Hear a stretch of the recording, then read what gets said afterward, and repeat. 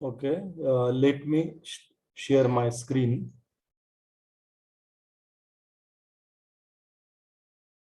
आपण हे एक्झाम्पल इथपर्यंत पाहिलं होतं. इंटरनेट डिस्कनेक्ट झाल्यामुळे हे अपूर्ण राहिलं होतं. आता याच्या पुढं F of X is equal to X square या फंक्शनचा डेरिव्हेटिव्ह काढायचा आहे आपल्याला. मग इथं पहिली term X plus H bracket square आहे.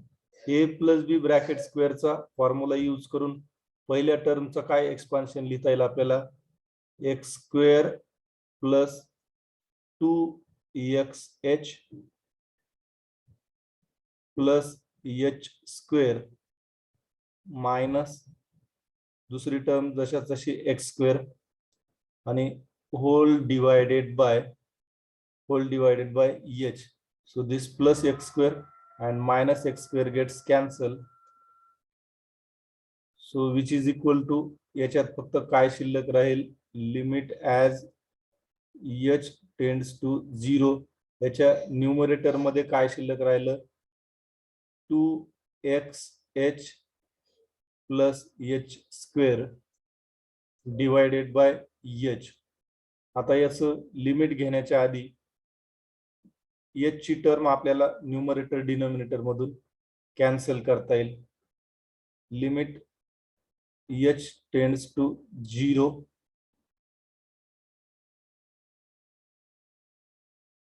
आता न्यूमरेटर मध्ये दोन्ही टर्म मध्ये h कॉमन आहे. आपण h जर कॉमन घेतलं ब्रॅकेट मध्ये काय राहील? 2x प्लस h आणि होल डिवायडेड बाय हे h. मग हे h आणि हे h कॅन्सल होईल. Which is equal to I write on the next line limit h tends to 0. Numerator मध्ये काय शिल्लक राहील? 2x प्लस h एवढंच शिल्लक राहील. आता याचं आपल्याला लिमिट घ्यायचे आणि हे h टेंड्स टू 0 म्हणजे लिमिट हे with respect to h tends to 0 म्हणजे लिमिट हे विथ रिस्पेक्ट टू h हे व्हेरिएबल आहे.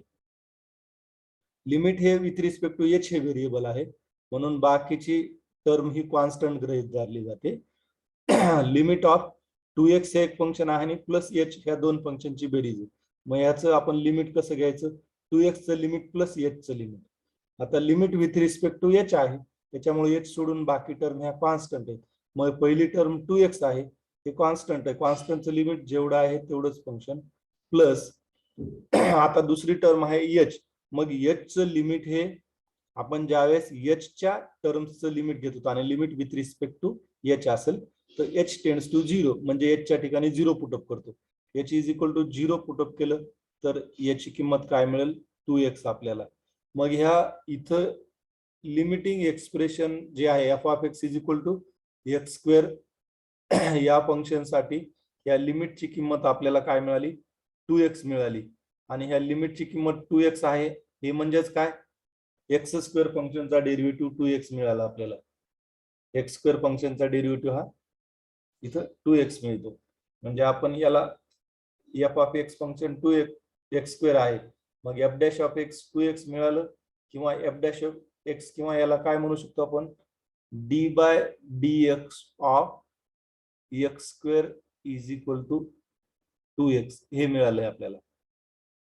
आता ठीक आहे, एक एक्झाम्पल सफिशियंट आहे.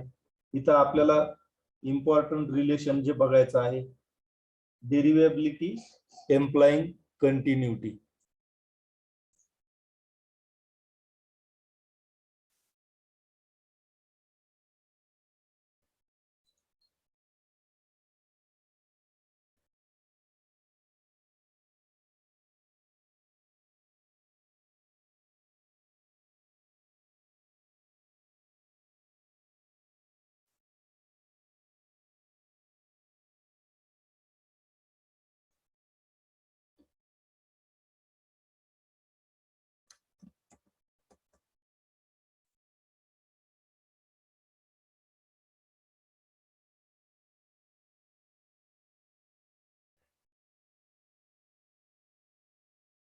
ओके, आपल्याला हे इम्पॉर्टंट कन्सेप्ट बघायचा आहे derivability implying continuity.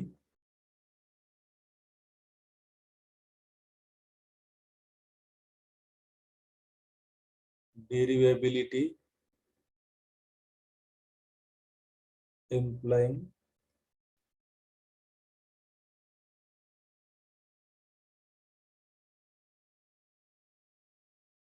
continuity. Derivability implying continuity. So this is the point 4.1.4. This point is a 4.1.4. Derivability implying continuity.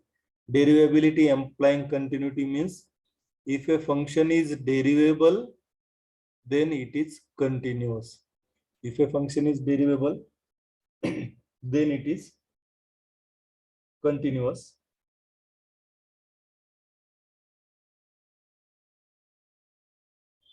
So here is I write here statement of the theorem.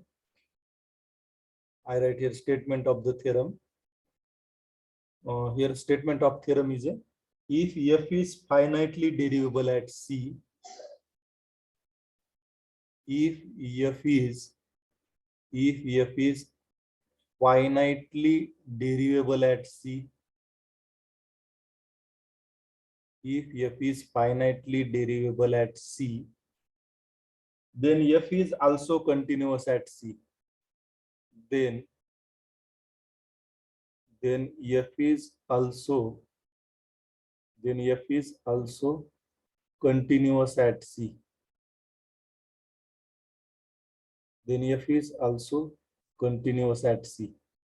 आता derivability implying continuity means फंक्शनची डेरिव्हेबिलिटी ही property continuity देते. म्हणजेच काय, जर function डेरिव्हेबल असेल तर ते continuous पण असते. मग आता या रिलेशनचा हा जो थेरम आहे, if f is finitely derivable at C, f is finitely derivable at C म्हणजे f हे फंक्शन जर सी ह्या पॉइंटवर डेरिव्हेबल असेल, सी ह्या पॉइंटवर डेरिव्हेबल असेल म्हणजे डेरिव्हेबल असेल किंवा डिफरन्शिएबल असेल, then f is also continuous at C. मग तर हे फंक्शन C ह्या पॉइंटवर कंटिन्युअस पण असते. आता तुम्हाला डेरिव्हेबिलिटीची डेफिनेशन माहित आहे. C ह्या पॉइंटवर डेरिव्हेबल आहे असं कधी म्हणतो आपण आताच बघितलेलं आहे. f हे फंक्शन C ह्या पॉइंटवर डेरिव्हेबल कधी असेल, जर हे लिमिट एक्झिस्ट झालं, या एक्सप्रेशनचं लिमिट h टेंड्स टू 0. कोणत्या एक्सप्रेशनचं? f of c plus h minus f of c divided by h या पूर्ण एक्सप्रेशनचं लिमिट जर एक्झिस्ट होत असेल, म्हणजे फायनाइट रिअल नंबर मिळत असेल, तर आपण म्हणतो ते फंक्शन सी ह्या पॉइंटवर डेरिव्हेबल आहे. आणि ह्या लिमिटच्या किमतीला काय म्हणतो? f dash of C. या लिमिटच्या किमतीला f डॅश ऑफ सी म्हणतो. म्हणजे f ह्या फंक्शनचा सी ह्या पॉइंटवरचा डेरिव्हेटिव्ह. हे तुम्हाला डेरिव्हेबलची डेफिनेशन माहिती आहे आणि डेरिव्हेटिव्हची माहिती आहे. पण कंटिन्युअस म्हणजे काय? आपण कधी म्हणतो f हे फंक्शन सी ह्या पॉइंटवर कंटिन्युअस आहे असं कधी म्हणतो? आपण हे थोडक्यामध्ये बघूत आणि हा थेरम आपण प्रूव्ह करू. When we say that f is continuous at C, f is continuous at point C. When we say that a function f is continuous at a point C, C ह्या पॉइंटवर function हे continuous आहे असं आपण कधी म्हणतो? जर if limit as x tends to C, if limit as x tends to C of the function f of x is equal to f of C, is equal to f of C. If these two things are equal, then we say that the function f is continuous at a point C. म्हणजे function हे C ह्या पॉइंटवर continuous कधी असेल? जर ह्या दिलेल्या फंक्शनचं लिमिटची किंमत हे काय आहे, मी इथं लिहिलेलं limit as x tends to C f of x, ह्या फंक्शनच्या लिमिटची किंमत is equal to f of C. हे कशाच्या बरोबर असलं पाहिजे? f of C म्हणजे फंक्शनची C ह्या पॉइंटवरची किंमत. राईट साइडला काय लिहिलं? फंक्शनची C ह्या पॉइंटवरची किंमत आणि ह्या फंक्शनच्या लिमिटची किंमत दोन्हीही जर इक्वल असेल तर आपण काय म्हणतो? f is continuous at c. We say that a function f is continuous at c. आता हे ज्यावेळेस दोन्ही इक्वल असतील तेव्हा फंक्शन एफ हे सी ह्या पॉइंटवर कंटिन्युअस असेल आणि वरची जी लिमिट एक्झिस्ट होत असेल, हे वरचं लिमिट एक्झिस्ट होत असेल तर आपण म्हणतो फंक्शन हे सी ह्या पॉइंटवर डेरिव्हेबल आहे आणि ह्या लिमिटच्या किमतीला एफ डॅश ऑफ सी म्हणजेच एफ या फंक्शनचा डेरिव्हेटिव्ह आहे असं आपण म्हणतो. तर हा थेरम म्हणजे काय, जर फंक्शन सी ह्या पॉइंटवर डेरिव्हेबल असेल तर ते फंक्शन सी ह्या पॉइंटवर कंटिन्युअस असतेच. आता याचा कॉन्व्हर्स मात्र ट्रू नाहीये. जर आता म्हणजे कंटिन्युअस फंक्शनची डेफिनेशन कुणाला म्हणजे समजली नसेल, मी आता जितकी सफिशियंट आहे तितकी डेफिनेशन सांगितलेली आहे इथं. जर कुणाला समजली नसेल तर मी तुम्हाला अजून त्याचे एक्झाम्पल वगैरे सांगेल. आता कुठल्याही स्टेटमेंटचा थेरमचा कॉन्व्हर्स म्हणजे काय, आता हाच थेरम काय, if F is finitely derivable at C then F is also continuous at C. मग या थेरमचा कॉन्व्हर्स काय, कोणत्याही थेरमचा कॉन्व्हर्स म्हणजे इथं दोन स्टेटमेंट आहे. ही पहिली स्टेटमेंट इथपर्यंत आहे, F is finitely derivable at C. देनच्या नंतर ही दुसरी स्टेटमेंट ही दुसरी आहे, F is continuous at C. मग कॉन्व्हर्स म्हणजे काय, समजा तुम्ही 12वीला लॉजिक मध्ये बघितलेलं असेल, पहिली मी अंडरलाईन केलेली स्टेटमेंट पी आहे, दुसरी क्यू स्टेटमेंट आहे. मग हा थेरम काय, पी एम्प्लाइज क्यू. जर पी सॅटिस्फाय होत असेल तर आपल्याला क्यू मिळते. तर याच थेरमचा कॉन्व्हर्स काय होतो, जसं की तुम्ही 10वीला पाहिलं असेल, थेरमचा व्यत्यास, कॉन्व्हर्स म्हणजे व्यत्यास. मग याच थेरमचा कॉन्व्हर्स काय, ही थेरम काय, if F is finitely derivable at C then F is also continuous at C. या थेरमचा कॉन्व्हर्स काय, if F is continuous at C then F is finitely derivable at C. पण प्रत्येक थेरमचा कॉन्व्हर्स थेरम हा true असेलच असं नाही. जसं की हा थेरम आहे, त्याच्यामध्ये पण कॉन्व्हर्स ट्रू नाहीये. फंक्शन जर डेरिव्हेबल असेल सी ह्या पॉइंटवर तर ते कंटिन्युअस असते, पण जर एखादं फंक्शन सी ह्या पॉइंटवर कंटिन्युअस असेल तर ते डेरिव्हेबल असेलच असं नाही. कधी कधी कंटिन्युअस असते पण डेरिव्हेबल नाही होत. म्हणजे जर एमसीक्यू मध्ये विचारलेला आपल्याला, तर ह्या थेरमचा कॉन्व्हर्स हा ट्रू नाहीये.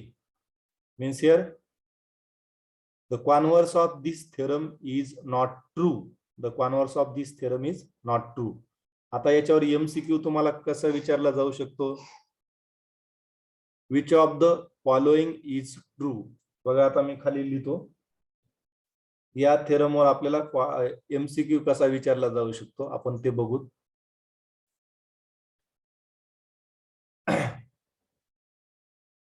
एमसीक्यू असा विचारला जाईल, which of the following is true. Which of the following is true. आता इथं आपल्याला काही स्टेटमेंट दिलेले असतील 4 ऑप्शन मध्ये, त्यापैकी कोणती स्टेटमेंट बरोबर असेल ते आपल्याला विचारलेलं असेल. ए दिलेला असेल,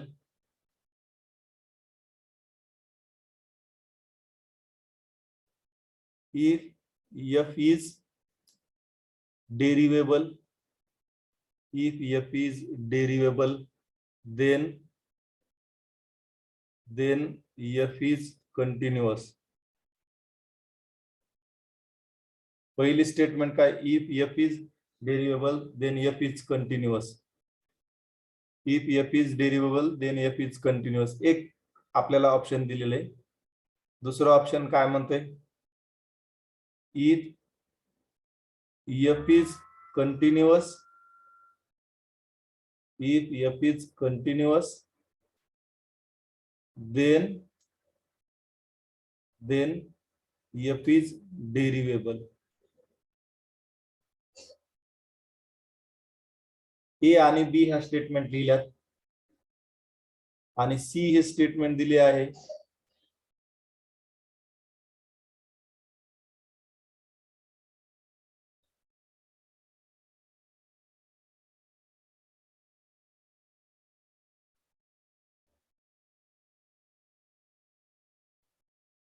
सी स्टेटमेंट दिलेलं आहे, both A and B, both A and B true. म्हणजे ए स्टेटमेंट आणि बी स्टेटमेंट दोन्ही ट्रू आहेत. आणि डी काय आहे, neither A nor be true. आता डी स्टेटमेंट काय, ए पण ट्रू नाही आणि बी पण ट्रू नाही. असं जर तुम्हाला दिलं असेल which of the following true, तर याचं करेक्ट ऑप्शन आहे first, if F is derivable then F is continuous. If F is derivable then F is continuous. आता ही स्टेटमेंट बरोबर नाहीये, चूक आहे. आणि दोन्ही तर बरोबर नाहीये, आणि दोन्ही बरोबर ट्रू नाहीये, आणि ए पण नाही, बी पण नाही, ते पण नाहीये. म्हणजे फर्स्ट ऑप्शन करेक्ट आहे. म्हणजे हा जो आपण थेरम बघितलेला आहे, if F is finitely derivable at C then F is also continuous at C, या थेरमचा कॉन्व्हर्स हा ट्रू नाहीये. आता ते कशामुळे नाहीये, तर एक एक्झाम्पल आहे इथं बघा. ह्याच्यावर पण एमसीक्यू विचारला जाऊ शकतो. F of X is equal to mod X function, F of X is equal to mod X function. तर F of X is equal to mod X function जे आहे, तर हे सी म्हणजे हे function X is equal to 0 ह्या पॉइंटवर continuous आहे.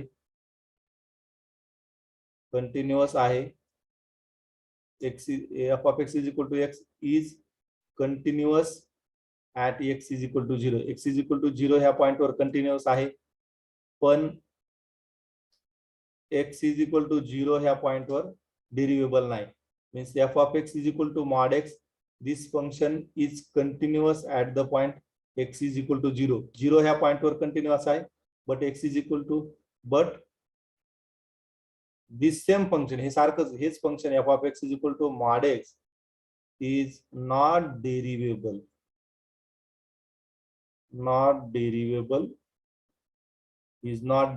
At X is equal to 0.